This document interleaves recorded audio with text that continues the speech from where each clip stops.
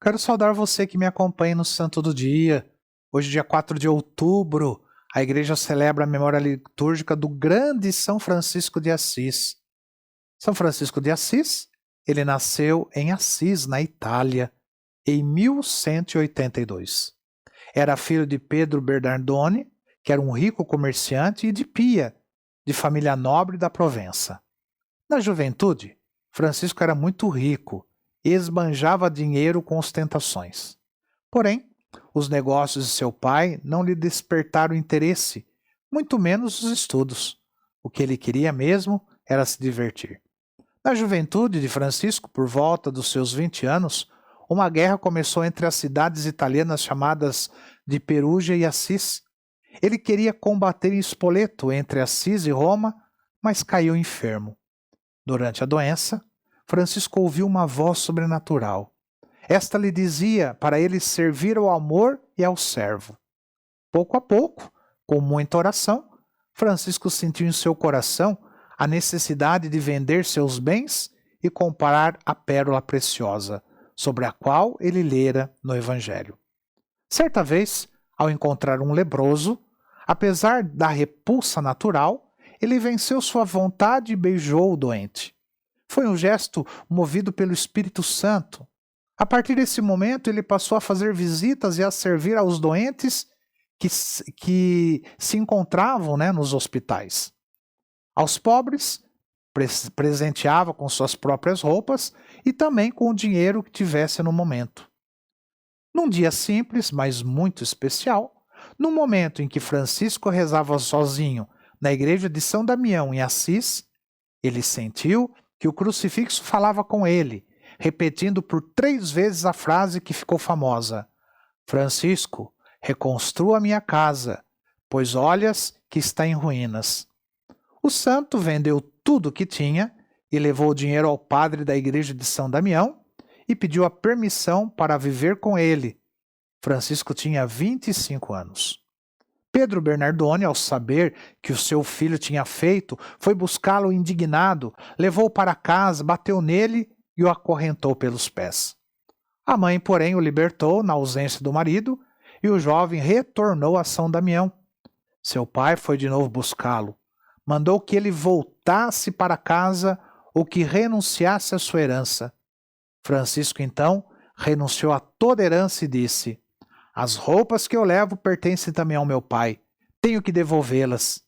Em seguida, ele se desnudou e entregou suas roupas ao seu pai, dizendo-lhe: Até agora, tu tens sido meu pai na terra, mas agora poderei dizer: Pai nosso que estais no céu. Para reparar a igreja de São Damião, Francisco pedia esmola em Assis. Terminado esse trabalho, começou a reforma da igreja de São Pedro. Depois ele retirou-se para morar numa capela com o nome de Porciúncula. Ela fazia parte da abadia de Monte Subásio, cuidada pelos beneditinos. Ali, o céu lhe mostrou o que realmente esperava dele. O trecho do Evangelho da missa daquele dia dizia: Ide a pregar, dizendo: O reino de Deus tinha chegado.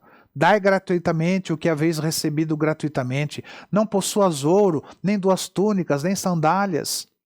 A essas palavras, Francisco tirou suas sandálias, seu cinturão e ficou somente com a túnica. Francisco começou a anunciar a verdade no ardor do Espírito de Cristo. Convidou outros a se associarem a ele na busca da perfeita santidade, insistindo para que levassem uma vida de penitência.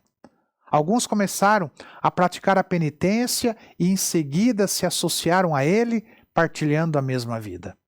O humilde São Francisco de Assis decidiu que eles se chamariam frades menores. Surgiram assim os primeiros 12 discípulos, que, segundo registram alguns documentos, foram homens de tão grande santidade que desde os apóstolos até hoje não viu o mundo homens tão maravilhosos e santos. Os novos apóstolos reuniram-se em torno da pequena igreja da Porciúncula, ou Santa Maria dos Anjos, que passou a ser o berço da ordem. Em 1210, quando o grupo contava com 12 membros, São Francisco de Assis redigiu uma regra pequena e informal. Esta regra era, na sua maioria, os conselhos de Jesus, para que possamos alcançar a perfeição. Com ela foram a Roma apresentá-la ao sumo pontífice. Lá, porém, relutavam em aprovar a nova comunidade. Eles achavam que o ideal de Francisco era muito rígido a respeito da pobreza. Por fim, porém, um cardeal afirmou: não podemos proibir que vivam como Cristo mandou no Evangelho. Receberam a aprovação e voltaram a Assis, vivendo na pobreza em oração, em santa alegria e grande fraternidade junto à igreja da Porciúncula. Mais tarde, o Papa Inocêncio III mandou chamar São Francisco de Assis e aprovou a regra verbalmente. São Francisco de Assis manifestava seu amor a Deus por uma alegria imensa, que se expressava muitas vezes em cânticos ardorosos.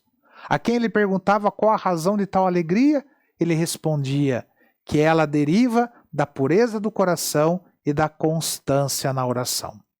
A santidade de São Francisco de Assis lhe angariou muitos discípulos e atraiu também uma jovem, que era filha de um conde, Santa Clara, de 17 anos.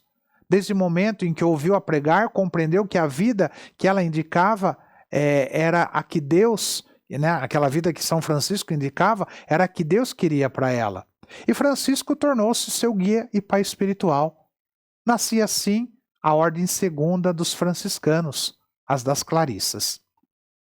Certa vez, São Francisco sentiu-se fortemente tentado pela impureza.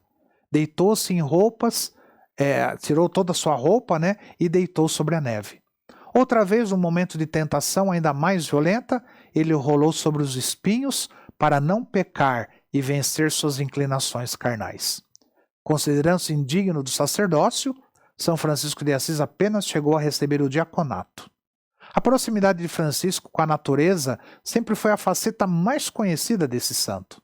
Seu amor universalista abrangia toda a criação e simbolizava um retorno a um estado de inocência como Adão e Eva no Jardim do Éden. 2 anos antes de sua morte, tendo Francisco ido ao Monte Alverne, em companhia de alguns dos seus frades mais íntimos, pôs-se em oração fervorosa e foi objeto de uma graça insigne.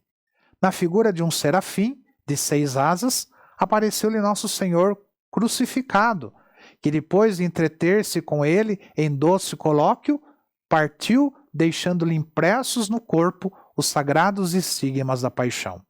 Assim, esse discípulo de Cristo, que tanto desejara assemelhar-se a ele, obteve mais esse traço de similitude com o Divino Salvador.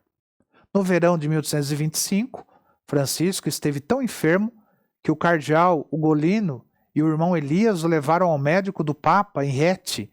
São Francisco de Assis perguntou a verdade e lhe disseram que lhe restava apenas umas semanas de vida.